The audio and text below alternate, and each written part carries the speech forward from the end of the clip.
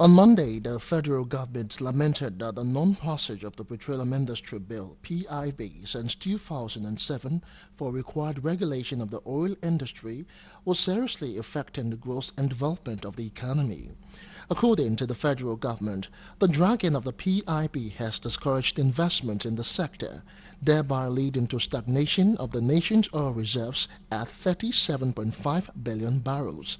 Speaking in Abuja at the public hearing session organized by the Joint Committee on Petroleum Upstream, Finance, Gas and Judiciary of the Senate on Deep Offshore and Inland Basin Sharing Contract Amendment Bill 2019, Minister of State for Petroleum, Timi Silva, said that reviewing the Petroleum Industry Act to meet current economic realities in the sector has become imperative as Nigeria as a country must boost investment in production in the oil industry.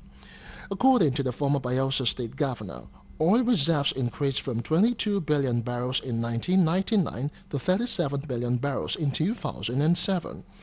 That was the administration of former President Olusegun Obasanjo. The Minister of State for Petroleum further said that only 500 million barrels were added to it between 2007 and 2019 due to what he described as lack of additional investment arising from the non-passage of the PIB. On Tuesday, the Senate directed its committees on petroleum downstream and national planning to investigate within 2 weeks why the Petroleum Pricing Regulatory Agency (PPRA) failed to remit 5% commission it charged on every liter of fuel to FERMA for the rehabilitation of federal roads across the country. The resolution was secured to a motion at plenary by Senator Gershom Bassi, PDP Cross River, on the deplorable state of Nigeria's federal roads.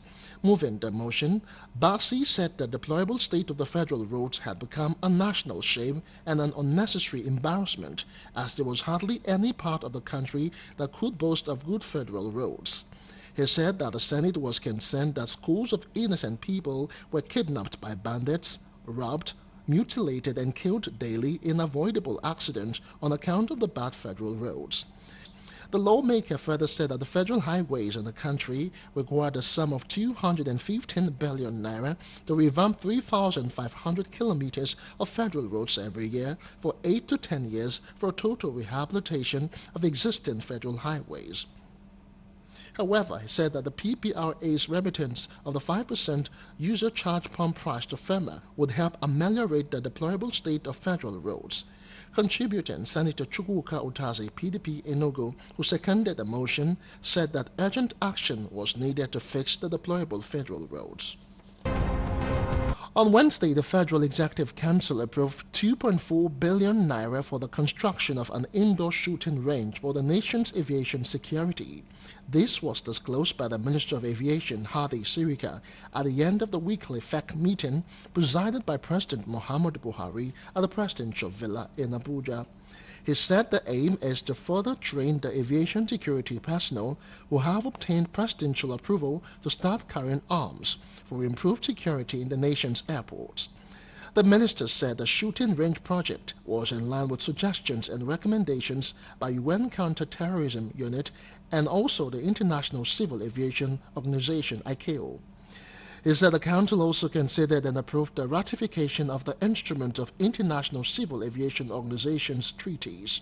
Also speaking, Minister of State for Transportation, Gbemisola Saraki, said the Council also approved the purchase and installation of 300 buoys on the River Niger for the inland waterways. She said the approval was a repeat procurement because the first one was done in 2017-2018. On Thursday, President Muhammadu Buhari ordered a forensic audit of the operations of the Niger Delta Development Commission from 2001 to 2019. The decision followed persistent criticisms of the operations of the Commission. A statement by the Special Advisor, Media and Publicity, Femi Adesina, said Buhari gave the directive after receiving governors of the state that make up the NDDC, led by Governor Serake Dixon of Bayelsa State. The president said what was presently on ground in the South-South region did not justify the huge resources that had been made available to the agency. Buhari admitted that developing the Niger Delta area required enormous resources compared to other parts of the country with firmer lands.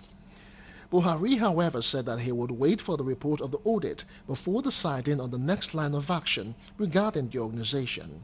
Earlier, Dixon expressed the disappointment of other governors with the operations of the NDDC, which they said was characterized by poor choice of project, shoddy handling, uncompleted jobs and lack of the required support for the efforts of the state and local government administration in the region covered by the organization.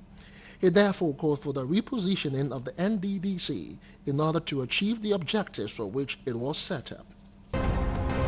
And finally, on Friday, President Muhammadu Buhari received a report of the Presidential Advisory Committee for the Elimination of Drug Abuse at the Presidential Villa, Abuja.